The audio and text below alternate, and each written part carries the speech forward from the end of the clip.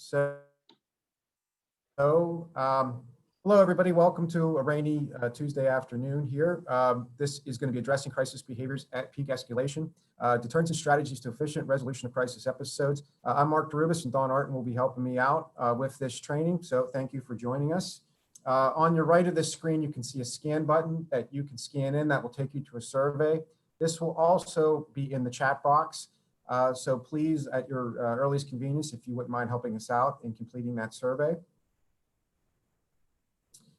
Just some few things. I think we're all kind of, at least basic level efficient with Zoom at this point, but at the bottom is your mute.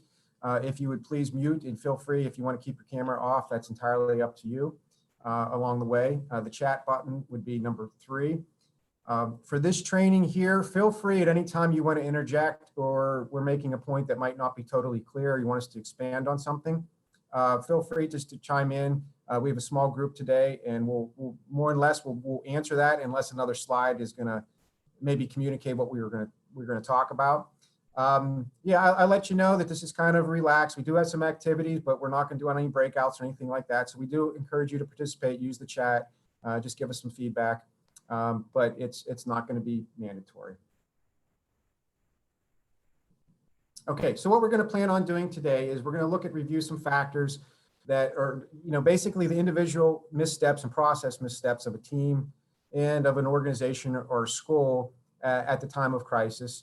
Now, the one thing you might hear me repeat sometimes is we're talking about a crisis. There's a lot of different types of crises. This one will mostly deal with behavioral and emotional type of crisis that occur with students. I think we're all school educators, the people that signed up, but certainly a lot of this information will be applicable to other different organizations that you work with, maybe a hospital or a health organization or something like that. But if we reference students, we're kind of insinuating or inferring that they're entering a crisis, they're at peak levels of crisis. And during the time, it's not going to be all type of corrective feedback. We definitely want to infuse some tips and strategies that we've learned along the way that will help out with crisis de-escalation when it's at its peak. Okay, so this slide has absolutely nothing to do with the training, and I think it kind of lends itself to some of the humor that that Dawn and I have is a way of, I think, kind of breaking the monotony, and I think is a segue into the next slide here. The moment hasn't passed that maybe some of you don't know who Will Ferrell is and Creed Bratton of The Office.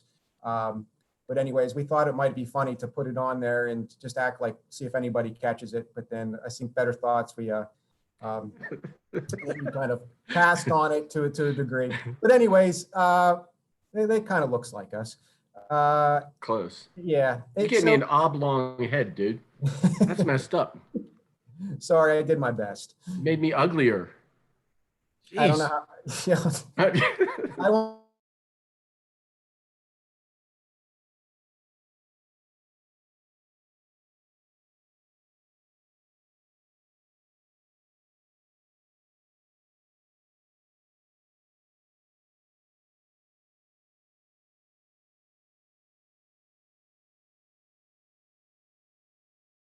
And some of the probably more prominent types of positions we've done is working in residential treatment, partial hospitalizations, and secure treatment. And so we really wanted to take this opportunity to kind of infuse some of our, I guess, experiential stuff that that we've learned over the way and kind of help you out, all give you some stuff to think about in your teams during the handling of crisis there.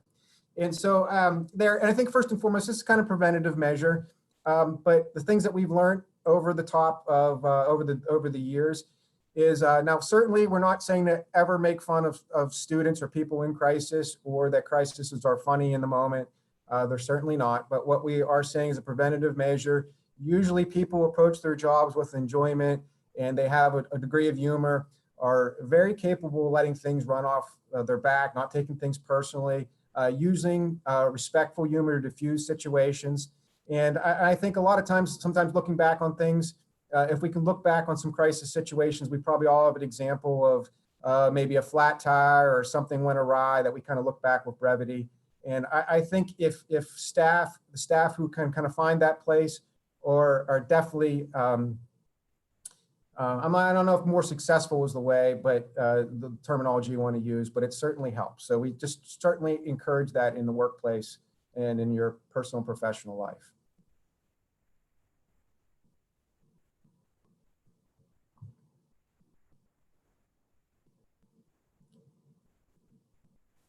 Okay, Dawn, I think you were up. Okay, so moving right along, we're looking at the stages of escalation. This is a model we're going to just kind of show you so you can visualize where we're coming from today. There are lots of models of escalation and de-escalation continuums, and this one in particular by Jeff Colvin and George Sagai, it's really reflective of positive behavior support in the process and preventing unwanted behaviors, and then how to deal with them once you reach that point. And so just a brief overview of this actual model. It starts with the least intense behaviors. Calm is where you want to be at all times. That would be ideal. Doesn't usually happen. Then something triggers an event. And that's where the ball starts to roll. The emotions start to roll. They come in and, some kind of maybe anxiety will set in and the behavior intensifies as you get up through agitation and acceleration. And once it hits its peak, aptly named, that behavior is now out of control. It's physical acting out, and it's to the point where the individual is a potential harm to himself or others. Ultimately, we want to de-escalate these individuals. We want to stay away from peak. We want to prevent that from happening. And we want to actually deal with this individual in the recovery stage and try to reestablish a relationship, which we hope to do a webinar here on the recovery stage, so to speak, here in the upcoming future. So largely today, we're going to be talking about, what do you do when the individual reaches peak behavior? So looking at this next slide, it's still the same stages, but it's on a time continuum, and it shows, the intensity of the behaviors, starting with calm all the way up to peak, and then on the downside, down to recovery. Those stages in between are very important that we understand where these individuals are coming from, so that we can actually try to flatten that peak. Mark, are you able to hit that next slide? Or there you go.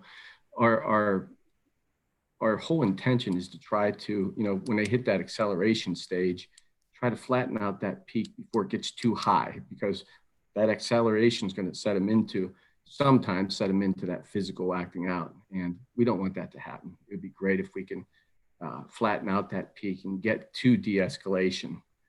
So it's just another visual for it. Now, the thing about this is sometimes you'll see these kids slipping in and out of these different stages of behavior, sometimes back and forth.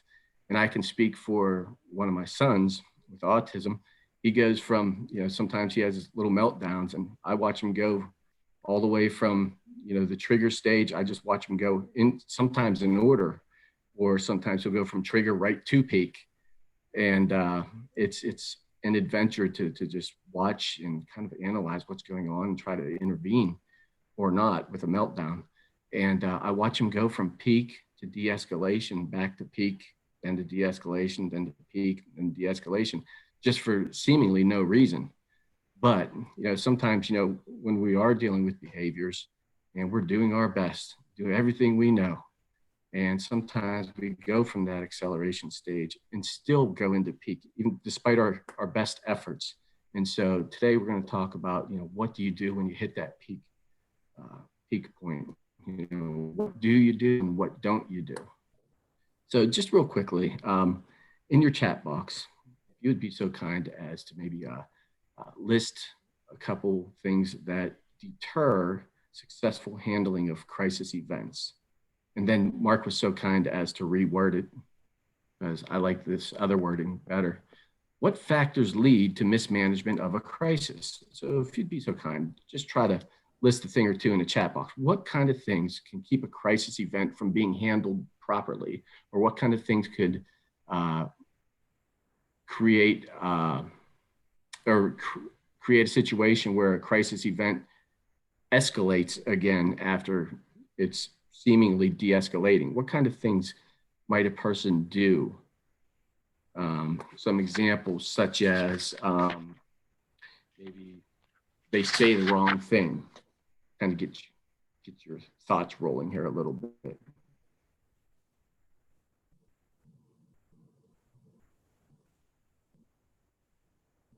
Okay, someone said anxiety from adults, personalization of the event. Okay, both are perfect examples. Anxiety of the adults, that is something that kids will play upon. You know, they'll respond to that anxiety, and sometimes that anxiety that we adults have manifests itself in behaviors that aren't so conducive to helping the situation. Personalization of the event, taking it personal. Hey, this kid's been doing this every day. It's wasting my time. And you know what? This kid's going to pay for this, you know? And so you end up making more out of it inadvertently. And so situations like that, operating with emotions, you know, emotions are the first response. Our first response to any kind of event like that. Emotions kick in, and it's what we do with that. You know, we have to have that ability to control our emotions and our response to those emotions that are coming upon us. So good answers. Looking at this slide, skills, you know, are the staff skilled enough to deal with this? You know, in dealing with a crisis situation, you know, a lot of good people, good interveners, so to speak, you know, they just have a feel for how to deal with it. You know, skills can be taught. Intuition can be taught. Intuition can come naturally. Intuition could also, you know, come through experience. And, you know, fortunately, there are some people who can just jump right into a situation and make it work. But that experience, you know, not everybody has the experience to deal with, you know, these physical acting out situations, these peak situations. Some of us were lucky enough to work in situations where there's a lot of action, so to speak. And, you know, it's sad to see it happen, but you actually get better with dealing with these types of situations with experience. So, you know, having the skills is very important, but also having the ability to understand what to do. And the experience really, really helps. So is your environment set up? Do you have staff that are trained? Do you have enough staff? You have too many staff? Are too many staff intervening? Fear. Kids will play off of fear. Sometimes we act out of fear and we do the wrong thing. Emotional restraint. That's taking it personally. Do we have precipitating factors? You know, things that are, you know, bothering us and we're taking it out on the kids. Do we use poor intuition? Lack practice? And, you know, it's funny that Mark put lack of practice in. They're not funny, but it's very telling because we take restraint training courses, we take escalation training courses, and the last thing you do is you walk out and the last thing you say is, boy, I can't wait to use this, right? That's not something we do. It's like walking out of CPR class and saying, boy, I can't wait to use this. No, we don't. We don't walk out of a restraint training class wanting to use this. So if you have a lack of practice, that's phenomenal. It means that you don't use it, but that's also the reason why we have refresher courses in doing de-escalation and restraints. Okay, so moving forward, I think just briefly kind of touch upon what happens in a crisis situation. For most of us, I think we probably all experience maybe a slowing of time in a crisis where we can see things more acutely. But by and large, that doesn't happen all the time. I guess if it happens to you, it's certainly all the time. I guess it's certainly a gift.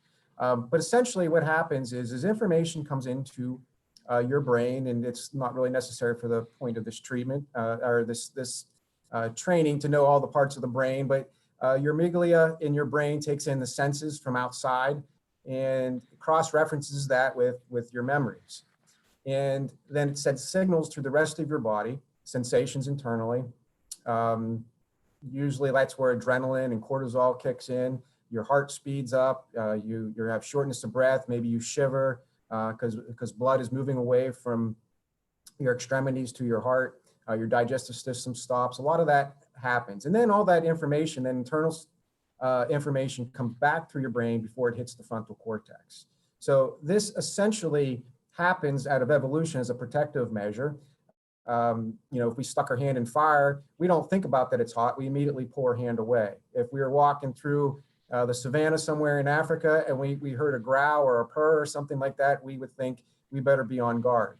And we do that before thinking. We do that before we have a chance. It happens in a nanosecond before our frontal cortex has a chance to think about things and determine if we're actually accurate with that information. So in a crisis situation, you can see what happens is once you start to have shortness of breath, once you start to respond emotionally, you don't have it speeds you up. So you might start speaking faster, and that could, make the crisis situation worse. What we want to do is we want to get to the point where we can slow that down. We slow that down and we have time for us to think about, like, okay, is this really a crisis or is this not really a crisis? Am I reacting internally? Is that correctly interpretation of the events that are happening? And those events in the crisis may be a raised tone, maybe a look by the other person, maybe the person's physical stature associated with certain other things. And that could be cross-reference again with our memory, something that we see. So I think being aware of that is the first step to what happens next. Is once we're aware of that and we have practice either in life or we're just constantly doing this in real life at lower level situations. And Dawn mentioned practicing during whatever crisis management training that you're doing, whether it's NCI or something else. Practicing in personal life, as I said, we all have somebody that kind of gets us emotionally flared up. Using some of these skills that we're going to be talking about early on certainly will help produce a certain experiential residue. And during that time, that's where you're there when your focus becomes very narrow and acute. You can lock on and you can kind of tune everything out other than the moment, what's happening with the person in crisis. Your body language is, and I say this often, if you're walking and you see somebody that's handling a crisis appropriately, a lot of times you can't tell the difference that they're handling a crisis or not. It's just like, now if you look at the other person, you probably could, that's in crisis, but that's definitely where you want to be.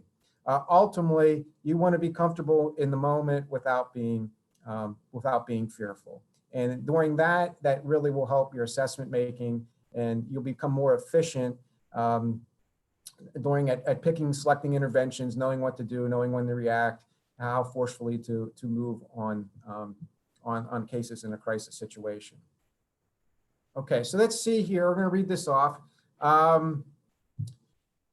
Incensed scenario here, we encourage you to chime in. This will be an A, B, or C, but incensed by his failing essay grade, Brad demands a private meeting after class. He slams the door shut when everyone leaves, raises his voice, and begins gesticulating wildly. So gesticulating would be the word of the day, gesticulating wildly.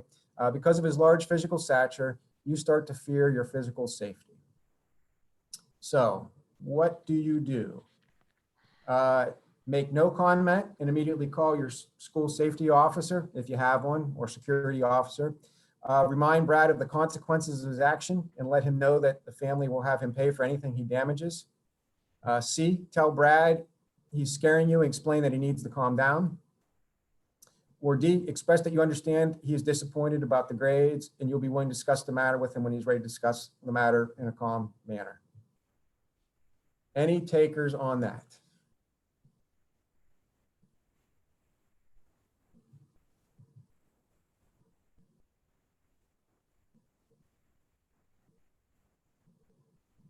Okay, we have a couple Ds. You guys will be entered into the raffle for the Mercedes at the end of this training, so thank you for responding. Now, I will say this. When we would love to do this in small group and have like a group that's without any type of, multiple choice answers. And I also will make this point that I'm sure you could discern this in many different ways and add information and maybe make a case for any one of them. But I think for my money, I would say most times than not, D would probably be the way you would go. Instead of reacting initially, stick with empathy and then set some type of limits and have him understanding that, we can discuss it, provide some type of choice, and then allow some time for Brad to comply and vent would probably be your best choice here with the information that we have.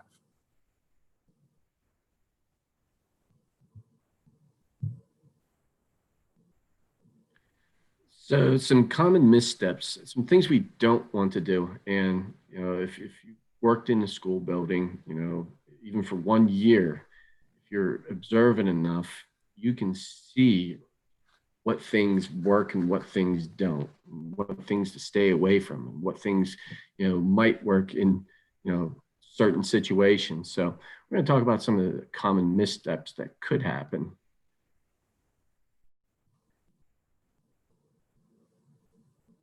Okay, looking at these eyes. Now, if you think about this, none of us, well, not many of us, should I say, have probably taken some kind of body language course, or lessons in how to read someone's body language, something like that. But when you look at somebody, you just automatically kind of make a judgment of how they're feeling without even thinking about it. And it doesn't matter how old you are. Even kids look at us and they look at our body language, they look at our eyes, and especially now, with the COVID going on here and us having to wear masks everywhere, kids no longer are able to look at your facial expression or your mouth, should I say. They can't tell if you're smiling, frowning, things like that. So now they might pay more attention to your eyes. Okay, so looking at these eyes, what are they communicating? Okay, you can throw that in the chat box as well. There's no wrong answer. Oh, Brad or Mark, there's no wrong answers. So Mark's answer was nervous Nelly, okay, worry, fear are some that I saw. Absolutely, and they all kind of, go along the lines of anxiety of some sort. So it's pretty much a message that says, hey, something's going on, something's not right. So understand that if we understand that fear and panic are contagious and kids can read that in our eyes, they're going to respond to that, and vice versa. If we can read that in the kids' eyes, we need to be able to not respond in the same way. So if we see that they're angry, we don't need to respond to them with anger. Okay, so the eyes, very important. We can read body language. They can read body language, very important to watch. It says here that fear and panic are contagious. Absolutely. One thing we didn't put in here is that calmness is also contagious. Okay. When an individual's physically acting out or screaming and yelling, if we remain calm, there's a good chance that it's going to de-escalate this individual a bit at least, okay? It's going to help in the de-escalation process. Staying calm is, I don't think it's emphasized enough in some of these programs, but it is the best intervention. And as Mark said before, about, what would you see on camera? Think about how you react to an individual who's in crisis, acting out physically. What would the camera catch? Would it show that you are panicked? Would it show that you are angry? Would it show that you're sending a message that you're not even aware of? It's kind of like if you're a teacher, you record yourself while teaching a class to see what you're doing right and what you're doing, what you could improve on. So, just envision this. What would a camera see if they saw you intervening with an individual who's acting out physically? So, you want to reflect on that and make sure that you're not sending the wrong message. Okay, and then as Mark said before, next, breathing. We want to focus on slowing down our breathing so that when we're talking, it's not coming through in our talking. We're not talking too fast. okay? And we're taking time to think about what we are going to say. Okay? We are proofreading our response, so to speak.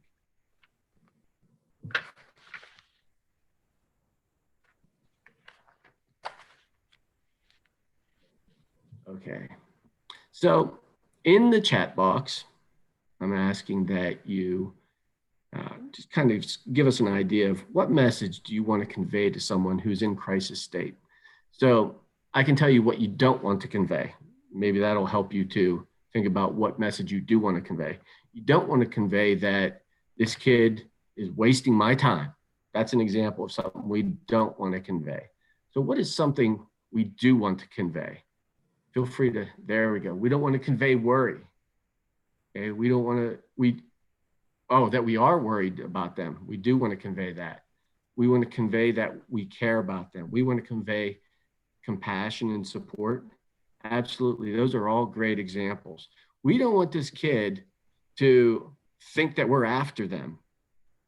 And one simple way of letting them know what we're trying to convey is by talking to them. Okay, a lot of times people just don't think of actually talking to the kid and talking kindly to them and saying, hey, this is what we're trying to do. That could really ease a kid's mind. So talking to the kid, letting them know they're safe, all fantastic responses. Letting them know, hey, I'm here to support you. I'm not here to be angry with you. I understand that you're having a rough time. I get that. We're here to work through this with you. Kids want to hear that. Kids need to hear that.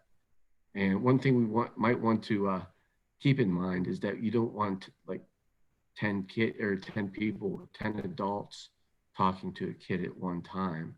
When a kid's in crisis, we say as little as we can, but make sure it counts. And so you want it coming from one person, and you want it coming from a person that they trust. Mark, if you'd be so kind as to go to the next slide, we'll talk about wrong messages. I'm being inconvenienced by the behavior. Kids don't want to pick up on that message from you because they're going to think you don't care. They don't want to hear that or think that you feel threatened by them or that you don't like them, that you don't like your job or don't want to be there. They don't, another message you don't want to give off is that you're in charge, it's my way or the highway. It's like a challenge to these kids when they're in an irrational state. They're in an irrational state when they're at peak behavior. So a lot of their actions don't make sense. I don't want to help. Not a message we want to send to the kids. You're wasting my time, things like that. I have no idea how to help. We're undertrained. I'm surprised or shocked. Never saw this before. Those types of things will probably deter a situation from getting better, or it won't help it get better too quickly. In looking at these pictures, these are just some pictures of your body language. How would you approach an individual who's in crisis? The young lady in the picture, clearly something going on. And in this particular picture, it's showing two individuals who seem to be intervening with her. One looks like he's closer to the other than the other, and looks to me like the one on the right is probably the one who's speaking with her. That's just me guessing. But if you look at their body language, they're not in her face. They're not in her personal space. Their hands are visible. They're in front of her or in front of them where she can see them. And it doesn't look to me like they're, like angry, showing any kind of aggression. These are some of the things we want to keep in mind when we're approaching an individual who is in crisis. Once you get into that personal space, that is when anxiety builds sometimes. And, the anxiety could build not only for the kid, but also for us as the adult or staff. And when anxiety builds, sometimes, we act in ways that aren't appropriate. We do things that we wouldn't typically do. So in this picture, I think the body language is pretty good. I kind of question why do they have two individuals intervening with her? in this particular situation. But they are keeping their distance. And to me, I would think that, if they give her time or even maybe even more space, that could be helpful as well. All right, another example here, the young man on the right looks like he's a little upset. And the guy in the doorway on the left, he's definitely keeping his distance. He's definitely not too close. He might even be a little too far for the situation, but we don't know what the situation is. We don't know if the individual has something in his hand or something near him. But he's giving this individual his space. And the expression on his face of the guy who's doing the intervening, the intervener, he doesn't look like he's angry. Doesn't look like he's happy, of course, but he looks like he's comfortable. He doesn't look like he's ready to fight with this guy. Looks like he's in an unpredictable situation. And these are the types of things that individuals need when they're at the peak level of acting out. They need that space. They don't need to feel rushed. Okay? So they need to know that we're here to help them. Don, I think just to add one thing on this here is this picture here to me is like when you have two people set up like this. If you cut off one section of the if you just saw this guy and you didn't focus on the other, what would you say? What was his body language? You'd probably say that he was, concentrating, or he looks kind of typical, like he's, listening to somebody. And more or less, that's what you kind of would want. I would say that if this individual on the right started squaring off the other person, like his shoulders became square, then he would want to open himself up and be a little bit more relaxed. But that's just my 2 cents on that. Okay. This one's very, very similar to the last picture. Guy on the right is in crisis. Well, actually, you know what? This is actually a combination of the first two. And we have law enforcement on the left, and he's not in the guy's space. Hands are where you can see him. Doesn't look like he's angry. Doesn't look like he's taking an aggressive approach. But giving that space is very, very important. And next, the thing we do want to do is convey trust, safety, and genuine concern. And sometimes, when we're worked up, sometimes we got to put on a show. We need to act. But understanding that it's not personal is going to help get us through that. In the middle there, it says, how to quickly establish trust and sincerity. How do we do that? Well, we take a relaxed, open posture. If you remember those pictures that we just looked at, the individuals, they were not posturing, aggressively toward the individuals who were upset. They were relaxed as they could be, but they weren't showing aggression. It says here, frequent and soft eye contact, very important. Sometimes people misunderstand eye contact. They'll say, oh, eye contact is very important. Yes, but there's such thing as too much eye contact. So you want to make sure your eye contact is not too much. You want to make sure it's conveying a message that is not aggressive. Carrying tone in your voice. And we know that carrying soft tone, a calm use of whatever you're saying, you say it in a calm way, in a caring tone, say it at a rate that is not too fast, not too slow, say it in rhythm that's comfortable. A slight lean forward if you're sitting in front of this individual, tells them that, hey, I'm listening. Slight lean forward if you're standing near them, kind of like listening toward them, with an adequate stance. Distance meaning that you're not in their personal space. And this one, a good silence ruined. I just had a conversation with my son yesterday. He's 14 now, and he discovered music. And I discovered his music as well. And it some of it was not very acceptable by my standards. And when I brought this to his attention, he got very upset. And while we were talking, I took a pause because I could see that he was upset. And the things I was saying weren't helping the situation. And so I took a pause and he said to me, "Dad, say something." I guess I paused a little too long. He said, "Say something, Dad. This is awkward." But at the same time, he was very upset.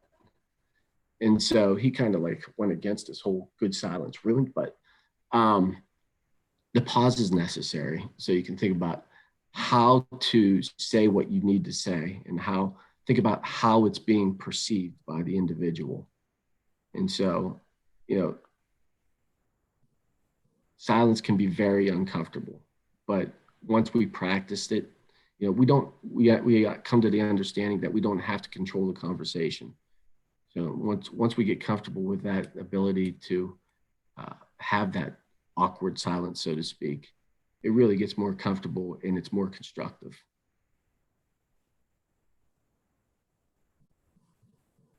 And I said this before about proofreading your responses. Think about what you're going to say before you say it, and keep clam and proofread. Okay, in case you didn't see the humor in that, keep clam, proofread, clam, irony.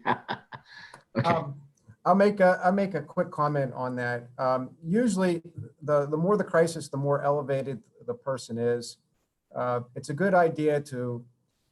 That's the longer your pause is going to be, and try to say something in your head first before you say it.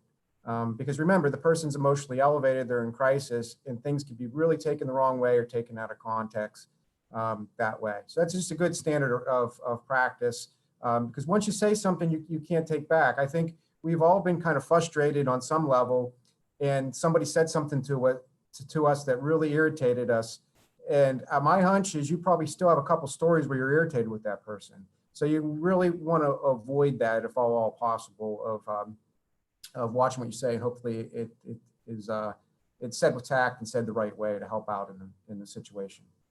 Now, taking the bait, I think we all know this here. I'm going to dig a little bit deeper. Is educational professionals, we're aware that students may say something, comments here and there in the scope of class, maybe comment about us or the quality of what they're learning, or have some type of there. And we realize that if we respond to that, that's just kind of, it's going to get off on a tangent and, give them negative attention, and we could lose control of the class. And even at the early stages of a crisis, we understand that, hey, this person's we can't really engage in a conflict or an argument right here. They're emotionally upset. But sometimes what happens is we take the bait in the crisis, and usually it's because it's maybe not usually, but a lot of times we want relief of something. We want relief of frustration, or we want relief of fear. And a lot of times when I see staff accidentally get into it with people that are really emotionally elevated, it usually has something to do with fear. It's a comment made that maybe a protocol wasn't followed, or the intervention wasn't handled correctly. Threat that they're going to say something to their parent if it's a student, or if it's a parent, they're going to contact their lawyer, and that would respond to that when we really shouldn't. And then it kind of gets out of control, and we want rectification of that situation right away. And it's best not to do that, and not to take the bait, and wait till everybody's emotionally de-escalated before we have those conversations. And if you are in a mixed of a crisis situation, multiple people are there, and you feel that somebody's taking the bait, I would encourage you to try to interrupt or politely disengage that person as quickly as possible. Fanning the flames. Now, I've seen this happen a lot of times, especially in my times doing residential or even some schools.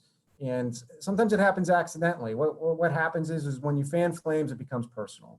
And some examples are somebody makes a threat that if they don't quit yelling, or if they don't stop this behavior, they're going to lose a home pass, or they're going to have some type of consequence. or that security is going to be called. Now, sometimes the issues of threats, it's just about tact and how you make the comment. Making the comment like, I understand you're upset, but if you continue to yell like this and throw materials, I'm going to have to call security, is a lot better than saying, if you don't stop this right now, I'm calling security. It's a lot better presentation. So we have to keep that in mind. Another thing that seems to happen, and this kind of falls into taking a break, where we get emotionally frustrated. So we issue some type of punitive consequence before the issue is totally resolved. We're taking points away. They just lost, some type of privilege. We could go on and on with different types of consequences. That stuff may happen and may be necessary, but really demanding restitution and issuing a consequence before the incident has come to a conclusion is not really advised. The other thing that people naturally do, and sometimes this falls, more on administrators. Sometimes it doesn't. It just depends on your approach to handling crisis situations. But how you come in and how you present yourself. If you're sticking your chest out and you kind of come across authoritatively and you're posturing and you're sending the wrong message, then it becomes personal, and that person doesn't want to back down, and it extends the crisis. And as we said early on, it takes it from a de-escalation point that it just takes it to a new peak that it doesn't have to be. Problem solving is not the problem. Let's clarify this in saying that, yeah, we do want to problem solve, but what's this picture have to do with crisis? Well, it's kind of an analogy. If you've seen this student, and let's say, and I would ask each individually, okay, what's going on with him? You probably come across something along the lines of, oh, he struck out the game, they just lost, he's upset about some type of outcome. Now, if you were a coach or a player, how would you support this individual showing that type of negative emotion? You probably wouldn't come to them and saying, you missed a sign, or if you would have worked harder in practice, you would have showed up, that this wouldn't have happened. No, you understand that person's upset, and you wouldn't start problem solving at that point and, giving some type of corrective feedback. And I think sometimes in a crisis situation, I've seen many staff do this because the student or the person in crisis is upset and starts talking about the incident inappropriately, or I just say not inappropriately, but it's kind of bad timing to kind of point out some things that should have been done or things that they should do at that point. Save that discussion to another time. Okay, too many. If you've been to some of my trainings before, I'm not really a fan of the more the merrier. In crisis situations, there's a delicate balance between wanting just enough and having too many. The one thing is I think we know in a crisis, it's especially with kids, it's best to try to remove the audience because they can play up to that and it can make things worse. But we also want to be careful about not bringing the audience to the student that's doing this. It could accidentally provoke them. If everybody comes running, they start thinking like, oh my God, if all these staff are here, I'm in trouble. Or they get more upset and they start thinking about the consequences that they're going to have. And it doesn't help the situation at all. From a behavior standpoint, as someone who practiced behavior, it can be very empowering and reinforcing. If everybody comes running and they see the power of that, they could do it on purpose instead of kind of an accidental emotional thing at current time. And the thing to keep in mind here is the more people they have, the more you might run into team dynamic issues. People could inadvertently step on each other's toes, and too many people, as Dawn was saying, talking to the student at the time, that usually doesn't help the situation. So now as a segue into the disorganized preparation, honestly, this is kind of hard to articulate, but I see this over the years as a big problem as I worked in many of schools, in many of situations, and everybody handles things a little bit differently. I will say that if I pulled out random staff at a school that you worked at and I said, okay, what's your protocol for handling a crisis? How do you, if there was a student had an emotional or behavioral crisis, what should you do? And I dare to say probably half the people I'd pull would either say, or they would probably say, I would go get an administrator. Now, there's nothing wrong with getting an administrator. That's perfectly fine. But I would encourage each school to have a deeper understanding of how to address a crisis situation. I think sometimes staff don't know along that way. They might think that, the goal is to get the student to do work, or to get the student on the bus and get home, instead of like maybe the goal is just to have them calm down or get them to a neutral place and just listen. And I think it's very good to just, if you have designated responders, have a philosophy, have coverage plans, have backup plans. And if somebody's they need to know what to do, at least have some idea and have some support that they're going to do it. And that leads into team protocol, is think in terms of in a crisis, who handles it? Is it the administrator, is the person with best relationship? How is that done? Because a lot of times I think what happens when this stuff isn't worked out, and we've seen it, people don't know how, what the left hand and the right hand's doing, even when they're same room. I've seen it both times where somebody's working their ideal of an intervention. Let's say students making a threat or posturing to do a self-injurious behavior, and one person's kind of taking a roundabout way to address it indirectly. The other person doesn't know that, gets a little antsy and addresses it another way. Those things can get out of control quickly, and unfortunately, that's part of the problem. And that could stay with your team and harbor, I guess, bad feelings, and you'd be less effective at handling crisis situations in time to come. I also wrote about this in a blog that is on our, and Chris, you can kind of chime in too, where that's located, and put that in the chat box. It goes in a little bit more detail about teaming and stuff if you'd like to know some more information about that. Okay, so as we wrap up, we're on the tail end of this here, is if you would like to chime in on your on the chat box, feel free to do so. So this is the scenario here, is Megan is at peak escalation in an empty classroom. She's yelling, cursing, and randomly pounding on the wall. You and another teacher are present and allowing Megan to vent and expand on negative emotion. As the intensity of Megan's emotions decrease, you begin to calmly engage her. Just then, another coworker enters the room and begins to harshly rebuking and lecturing Megan for once again disrupting instructions. Okay, so what would you do in this situation? I guess what would you do largely depends on who's doing the interrupting and your role, but essentially, let's just pick out of these options, what would you do?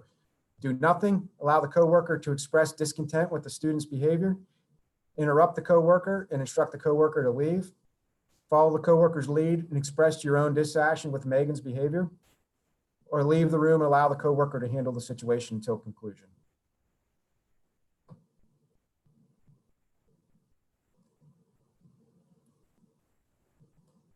Is anybody chimed in on this here?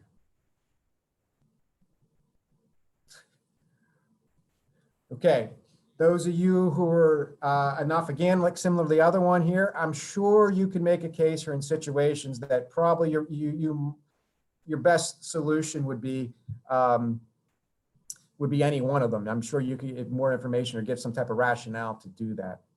I personally would probably, in a tactful way, do my best to interrupt and kind of maybe have the person step outside and maybe kind of explain to them what's going on. I think that would be far better than to let this get out of hand. However, I've seen situations where maybe a principal comes in and that's not kosher, but if you can get to be, that's where you want to be, but you want to dress that up a little bit. Now, I'd say this here too. If I had to have one more tip, I don't know how much teams do this, and the tip would be that after the crisis happens, is how much do you guys get together, and it could be just a 5-minute conversation about what happened, what did we do well, and what we do, what could we have done better. A lot of times people just don't know comments they make or body language they used or things that were said maybe at the inappropriate time or that could have been weighted. The only way is if everybody's on the same page from top to bottom. In hierarchy systems, this is kind of hard to do, but you want that feedback from everybody about what everybody can do better. And I think then ultimately you're going to get to some protocol and kind of get to just kind of a way you handle things, and you're going to be more effective. So do we have any type of questions to finish up with?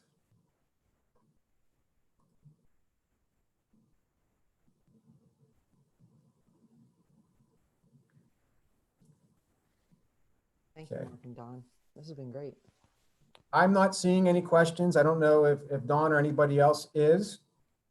So if you don't, we will make sure we have the slides posted up. And if you do have any further questions for us, remember that you could certainly email us at any time. Our emails are on the IU8 website, and we're happy to expand on some of these topics that we've had here. So that is all we have for today. We will hang on